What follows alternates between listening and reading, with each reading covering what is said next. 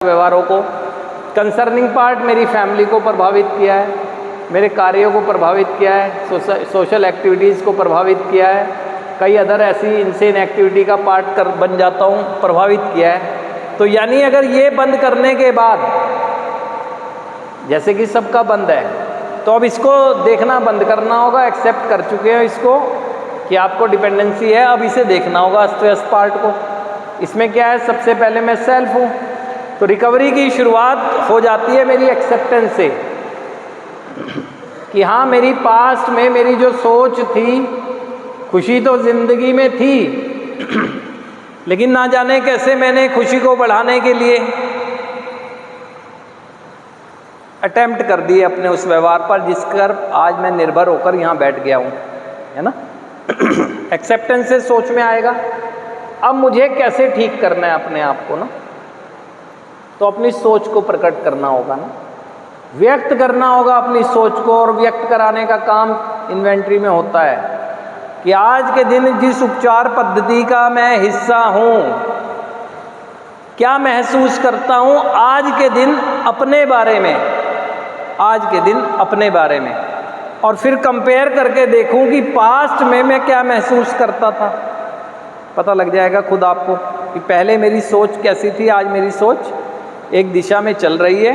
तो रिकवरी की शुरुआत वहीं से होती है, क्योंकि बीमारी तो रूट कॉज है ना, ये तो लक्षण है जो आप करते हो, चाहे केमिकल यूज़र हो, चाहे गैम्बलिंग वाले हो, चाहे इंटरनेट वाले हो, कोई सा भी डिपेंडेंसी वाली चीज़ हो, ये तो लक्षण है। ये जब जब उभरेगा, जब जब मेरी सोच कंट्रोल में मेरे नहीं रहेगी, यानी मेरी इच्छा मेरे नियंत्रण से बाहर होगी, ये उभर जाएगा।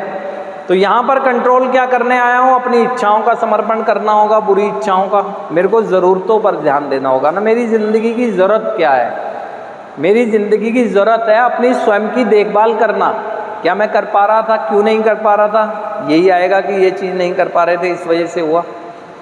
तो आपको सबसे पहले अपनी सोच को ठीक करना होगा ना, उस सोच को जिसने आपका विनाश किया। और आपका विनाश वहीं से होना शुरू हो गया जिस दिन से आपने अपनी दिशा में नकारात्मक दिशा ले ली और कदम उस तरफ चल दिए, उसी दिन होने लगा था।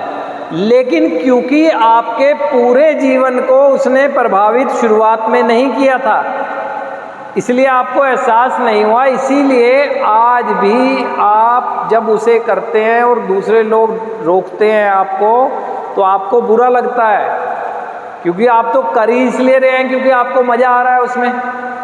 लेकिन उस मज़े के चक्कर में आपको वो दिखना बंद हो गया जो वास्तव में उन्हें दिख रहा है, जो होश में है, यानी आपके शुभचिंतक, आपके परिवार के लोग।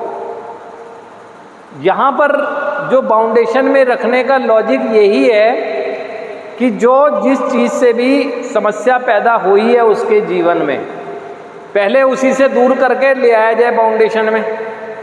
सब दूर कर दिए गए, सब दूर कर दिए गए उससे, ताकि उसका माइंड जो हाईजैक करता है वो चीज़, उससे उसे छुटकारा मिले। जब उसका मस्तिष्क उसके नियंत्रण में आएगा तो जाहिर सी बात है उसे अफसोस के क्षण याद आएंगे। जब वो अफसोस करने लगे तो उसको बताया जाए कि नहीं, बहुत कुछ ऐसा है जो ठीक किया जा सकता है ना, ताकि वो अपने माइंड को रिट्रेन करे, दोबारा से अपने दिमाग को ट्रेनिंग करे कि अब उसे क्या नहीं करना चाहिए, अब तक वो क्या कर रहा